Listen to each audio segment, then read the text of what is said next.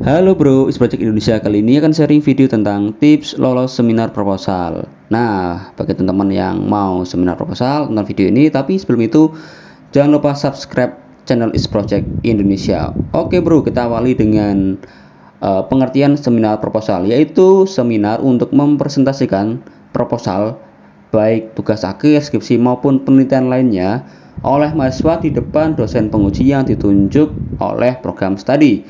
Tujuannya apa? Untuk melihat atau mengukur kesiapan, kemampuan dari mahasiswa dari apa yang dia presentasikan terhadap proposalnya, dan juga untuk melihat dari sisi pandang dosen penguji apakah penelitian tersebut masih layak untuk dilanjutkan maupun tidak, ataupun dengan adanya revisi dengan mempertimbangkan beberapa parameter ya, seperti penelitian sudah dilakukan, terus terlihat simpel atau kurang kompleks dan lain-lainnya.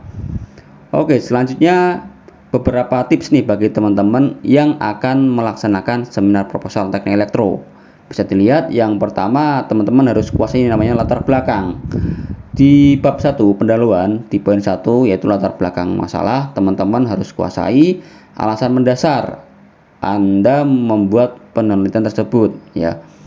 Selanjutnya teman-teman harus kuasai rumusan dan tujuan, di mana rumusan yang berlatar belakang dari latar belakang masalah akan dibuat poin-poin rumusan masalah, dan tujuannya yaitu dari poin-poin rumusan masalah dijawab di tujuan, yaitu tujuan dari penelitiannya.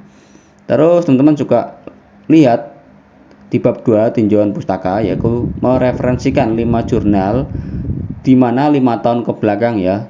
Kalau ini tahun 2022, maka paling minim adalah tahun 2017 dengan melihat kekurangan dan kelebihannya. Jadi teman-teman bisa simpulkan alat atau penelitian Anda berdasarkan dari kekurangan dan kelebihan 5 jurnal sebelumnya. Selanjutnya, diagram blok. Teman-teman harus melihat tiap blok diagram yang terdiri dari input, proses, dan output ya. Terus teman juga lihat diagram alir, pahami alur program yang nantinya dibuat pada alat yang bekerja sesuai dengan urutan. Biasanya korelasinya itu dengan program ya, program dari software.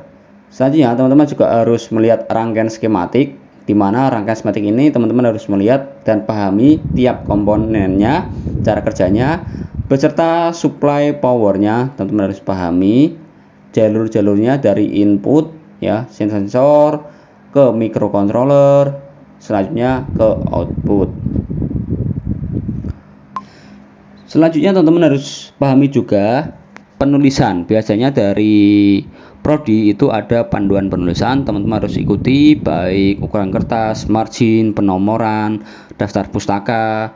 Nah, teman-teman harus benar ya mengikuti dari panduan program studi. Selanjutnya teman-teman review, banyak-banyak teman-teman melihat review jurnal sebelumnya agar teman-teman bisa menentukan penelitian Anda ke arah mana. Biasanya seperti Internet of Things, data logger, ada yang metode artificial intelligence. Hanya teman-teman juga kesimpulan dari penelitian yang akan dilaksanakan. Teman-teman buat kesimpulannya bahwa alat atau penelitian nanti untuk apa, tujuannya apa, hasilnya apa yang diharapkan. Oke teman-teman, coba saya kasih contoh ya teman-teman. Dulu saya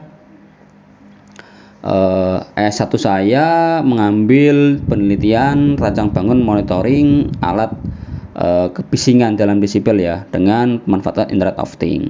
Jadi dari sensor ya, sensor suara masuk ke rangkaian preamp, terus diolah oleh ESP8266 dengan output OLED dan data logger ya. Selanjutnya teman-teman saya jelasin sedikit di bab satunya. Di latar belakang yang saya kuasai yaitu bahwa di tempat kerja saya itu belum adanya alat monitoring kebisingan, itu yang pertama. Yang kedua, bahwa kebisingan itu sendiri suara yang di luar manusia kehendaki, sehingga mengganggu adanya pendengaran kita. yang mana lama-lama bisa mengakibatkan yang namanya berkurangnya sensitivitas pendengaran kita. Dan di tempat kerja diatur oleh Kementerian Ketenagakerjaan, ada batas limitasinya, sehingga berlatar belakang tersebut saya membuat alat penelitian monitoring kebisingan di tempat kerja saya. Selanjutnya rumusan masalahnya teman-teman. Yang pertama, bagaimana mengetahui nilai desibel, bagaimana memonitoring, terus bagaimana memberi notifikasi. Selanjutnya tujuannya yaitu membuat alat untuk memonitoring nilai kebisingan dalam desibel. Selanjutnya yang nomor 2, bagaimana memberikan notifikasi ketika nilai desibel melebihi batas ambang, serta bagaimana alatnya nanti bisa dimonitor secara real time dan online. Selanjutnya latar belakangnya saya merujuk 5 referensi sound level meter dalam desibel ya sebagai panduannya, di mana kekurangan kelebihan menjadi acuan saya untuk menentukan penelitian saya. Di mana dulu saya konsepnya hanya ada notifikasi, tidak bisa dipantau secara online dan tidak ada data logger. Setelah Sempro, dosen penguji dan dosen pembimbing menyarankan untuk adanya monitoring secara online ya, dan dilengkapi dengan adanya data logger. Selanjutnya teman-teman bisa lihat ya dari video ini bahwa Sempro merupakan langkah awal teman-teman sebelum membuat alat atau penelitiannya, sehingga nantinya alat tersebut bisa dikembangkan untuk masuk ke seminar hasil atau sidang ujian ya. Terima kasih sudah menonton video ini. Jangan lupa untuk subscribe channel Is Project Indonesia. Terima kasih.